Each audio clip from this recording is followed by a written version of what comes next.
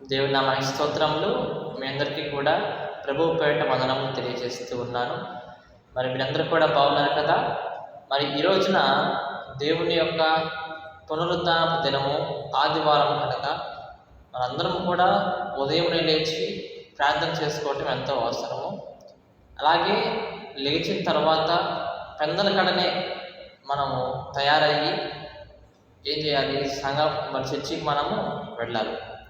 మరి దేవుడు ఈ రోజున మనతో ఏం వాగ్దానం మాట్లాడబోతున్నాడు అనేది మనం చూద్దాం. నిర్గమాకాండము 32వ అధ్యాయం మనం తీసినట్లయితే, నిర్గమాకాండము 32వ అధ్యాయము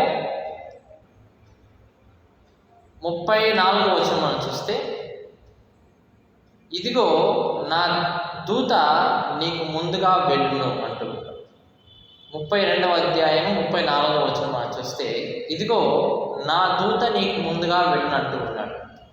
అంటే మనం చూస్తే దేవుని యొక్క దూతలు ఎందుకు ఉంటూ ఉంటారు దేవుని దగ్గర? కొన్ని దూతలేమో యుద్ధం చేస్తూ ఉంటాయి. మిఖాయేలు దూత మరి యుద్ధం చేస్తూ ఉంటుంది, వారి యొక్క సైన్యం ఉంటూ ఉంటారు. అలాగే కొన్ని దూతలేమో దేవుని స్తుతిస్తూ ఉంటారు పరలోక రాజ్యంలో. అలాగే కొన్ని దూతలేమో దేవుడు మన యొద్దకు పంపిస్తూ ఉంటాడు. ఎందుకు? వీళ్ళను కాపాడాలి, వీళ్ళను రక్షించాలి అని చెప్పేసి దేవుని యొక్క దూతల్ని మన యొద్దకు పంపిస్తూ ఉంటాడు. ఏమంటే మన జీవితాల్లో అంత అవసరమా దేవుని యొక్క దూతలు ఉండటము, మనకి కాపలాగా ఉండటం అవసరమా అంటే, మనము ఒక కార్యం ఏదైనా చేస్తూ ఉన్నాము, ఒక పని ఏదైనా చేస్తూ ఉన్నాము, ఒక చోటకి మనం ప్రయాణమే వెళ్తూ ఉన్నాము. అయితే ముందున్నటువంటి మార్గము అది మంచిదో కాదో మనకు అసలు తెలియదు. ఆ ముందున్నటువంటి మార్గము అది మంచిదో కాదో, ఎన్ని ఆపదలు ఉన్నావో మనకైతే తెలియదు. కానీ దేవుని యొక్క దూతలను పంపించి ఆయన యొక్క దూతలను పంపించి ఆ యొక్క మార్గమును దేవుడు సరళం చేసేవాడుగా ఉంటూ ఉన్నాడు.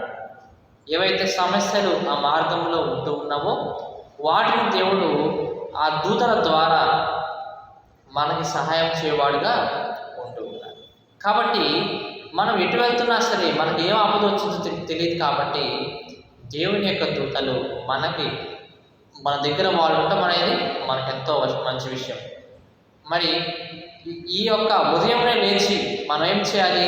దేవునికి, ప్రభువా, ఈరోజు నేను బయటికి వెళ్తూ ఉన్నాను, నా కుటుంబం బయటికి వెళ్తూ ఉన్నారు, నా పిల్లల స్కూల్కి వెళ్తూ ఉన్నారు, లేదా ఉద్యోగానికి వెళ్తూ ఉన్నారు, మేము బయటకు వెళ్తూ ఉన్నాం, నీ దూతలను మాకు కావలిగా ఉంచు నాయన ఈ రోజున.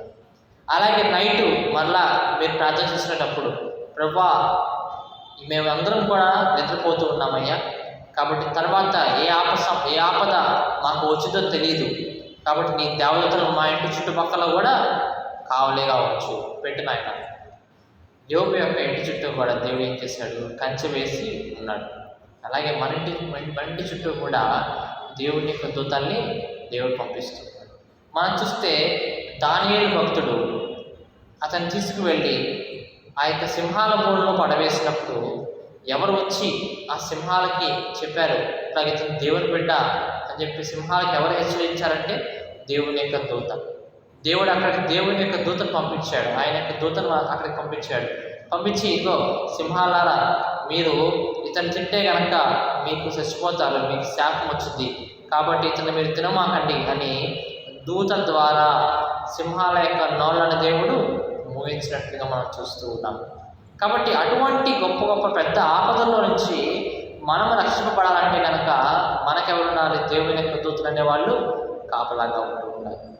కాబట్టి వాళ్ళు కానీ ఇంకా మనకి కాపలా ఉంటే కనుక ఎటువంటి సాతాను శోధనలో కూడా మనం పడిపోవడానికి అవకాశం అనేది లేదు. అలా ఎటువంటి ఆపదలో పడిపోయినా సరే మనం సులువుగా దేవుని యొక్క సహాయంతో మనము బయటికి రావచ్చు కదండి. అలాగే మరలా కొత్త నిబంధనలో కూడా మనం చూస్తే కనుక దేవుడిని పట్టుకుందామని చెప్పేసి కొంతమంది సైనికులు వస్తూ ఉంటారు. రాత్రి వేళ వస్తూ ఉంటే పేతురు ఏం చేస్తాడంటే, కొంచెం ధైర్యవంతుడు కాబట్టి పేతురు ఏం చేస్తాడు? దేవుడి ఆ యొక్క కత్తి తీసుకొని చేసి ఏం చేస్తాడంటే ఆ యొక్క సైనికుని యొక్క చెవి నరికేస్తాడు. అలా చెవి నరికేసిన తర్వాత దేవుడు ఏమనుకుంటాడు పేతురుతో అంటే కనుక, పేతురు, నేను కానీ ఆజ్ఞిస్తే కనుక, నేను కానీ సెలవిస్తే కనుక పరలోకంలో నుంచి దేవుడు తన యొక్క దూతలు నా కోసం పంపడా కొన్ని వందల వేలాది దూతలు నా కోసం పంపడని ప్రార్థన చేస్తే కనుక ఆయన నేను ఎందుకు ప్రార్థన చేయట్లేదంటే ఈ ఒక లోకంలోకి వచ్చాను, అనేక మంది పాపల కోసం నేను మరణించాలి కాబట్టి నేను ప్రార్థన చేయట్లేదయ్యా అని దేవుడు ఏం చేస్తుంటాడు. యేసుక్రీస్తు వారు పేదలతో ఆ విధానం చెప్తున్నారు. కాబట్టి మనం చూస్తే దేవుని యొక్క దేవతలు మనకు ఎంతో అవసరంగా కనబడుతూ ఉన్నారు. కాబట్టి ప్రియ దేవుని బిడ్డలారా, ఈరోజు మీరు ఉదయమే లేచి దేవుని ప్రార్థన చేయండి. ప్రభువా, మా చుట్టూ, మా ఇంటి చుట్టూ కూడా నీ దేవతలను మాకు కావలి ఉంచా. మేము ఎక్కడికి వెళ్తున్నా సరే ప్రతి ఒక్క చోట నువ్వే మాకు తోడుగా ఉండనైనా నీ దేవతలను కావలి ఉంచి ప్రభువా, ఏ ఆపదను తొలగించినైనా అని మనం ఎప్పుడైతే ప్రార్థన చేస్తూ ఉంటామో, విశ్వాసంతో ప్రార్థన చేస్తామో, అప్పుడు దేవుడు మనకి, మన కుటుంబానికి ఆయన రక్షణను, కాపుదలను ఇచ్చేవాడుగా ఉంటున్నాడని చెప్పి ఈ వాగ్దానం ద్వారా దేవుడు సెలవిస్తున్నాడు. అలాగే కీర్తన గ్రంథంలో ఒక మాట ఉంటుంది చూడండి.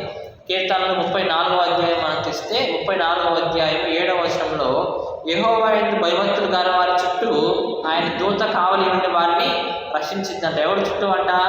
దేవుని యందు భయభక్తులు కలిగిన వారి చుట్టూ మాత్రమే. అందరి దగ్గర ఉండరు, అందరి దగ్గర దేవుని కృప ఉంటుందేమో, కానీ దేవుని యొక్క దేవతలు మాత్రము దేవుని యొక్క భయభక్తులు గల వారి దగ్గరే ఉంటూ ఉంటారు.